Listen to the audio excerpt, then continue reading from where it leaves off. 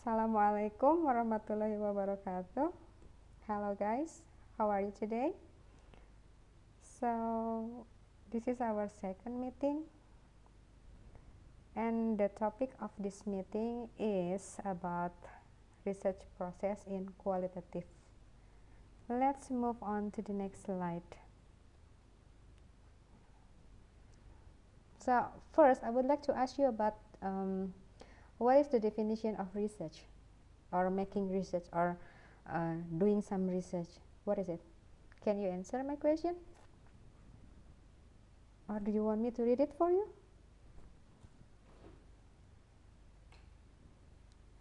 Okay, so the definition of research. Research is a process of steps used to collect and analyze information to increase our understanding of a topic or issues. So what is it in research? So you have to pose a question. It means the question will be your purpose of the research, and then after that we have the second step, which is collect data to answer the question, because remember the first one, the pose the question will be the purpose of the research, and then the data we can use it to answer the question. And then the last one is to present an answer of the question. That's it for research thing. And then what is research for? What do you think about it? First, to add your knowledge. So study has not been conducted, fill void in existing knowledge. And then the second one, to improve practice, just like suggest improvement, something like that. And then third, inform the policy debates. For example, you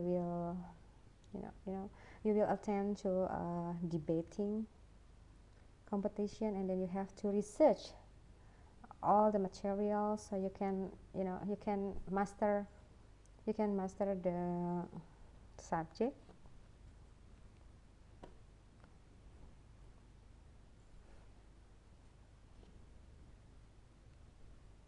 And then here we go, the 6 steps in research process.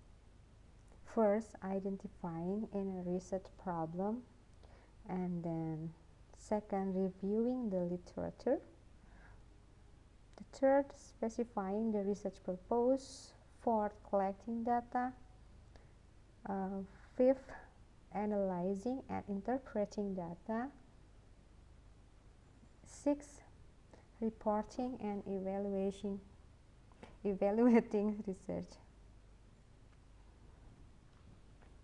Let's move on to my word.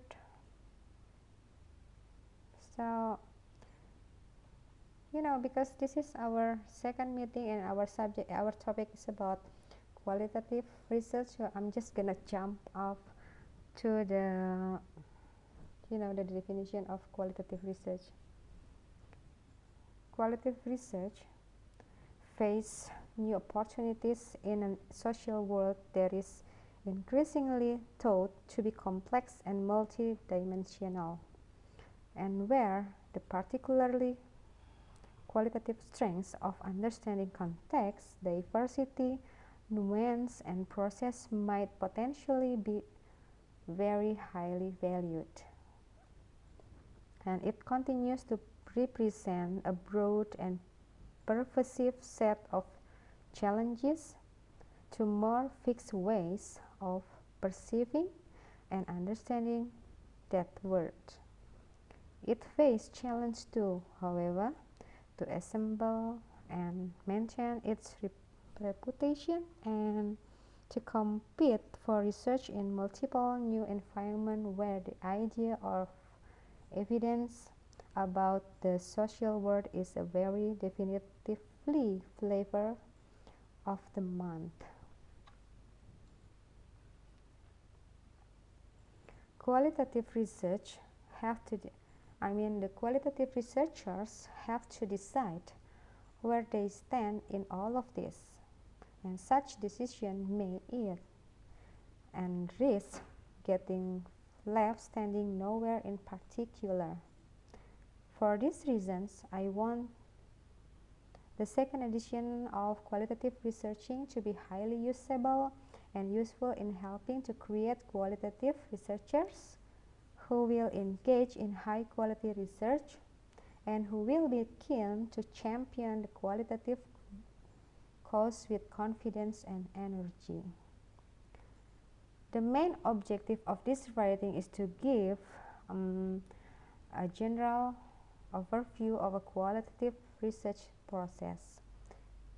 In general, research can be classified into two broad classes, and they are quantitative and qualitative. As I told you in the previous meeting, there are two types of method that we can use for the research, which is qualitative and quantitative, right? Although quantitative research has a relatively longer history, in recent years, qualitative research gained momentum. Typically, quantitative research methods are used within the positivist research paradigm, and qualitative methods are used in the interpretivist paradigm, just like Kavanagh, Delahaye, and Sekaran in 2000. Positivism over assurance of unambiguous and accurate knowledge of the world. The origin of positive research lies in the natural science. This research paradigm uses precise, objective measures and is usually associated with quantitative data, and this research is based on the assumption that there is a set of universal laws out there waiting to be discovered. And interpretive research believes that it is more likely that people experience physical and social reality in different ways, and that is why, rather than producing general predictive laws about human behavior, interpretivist research presents a rich and complex description of how people think, react, and feel under certain contextually specific situations. This is also from Kavanagh, Delahaye, and Sekaran in 2000. Okay, I'm gonna continue it in the second part of second season. Okay?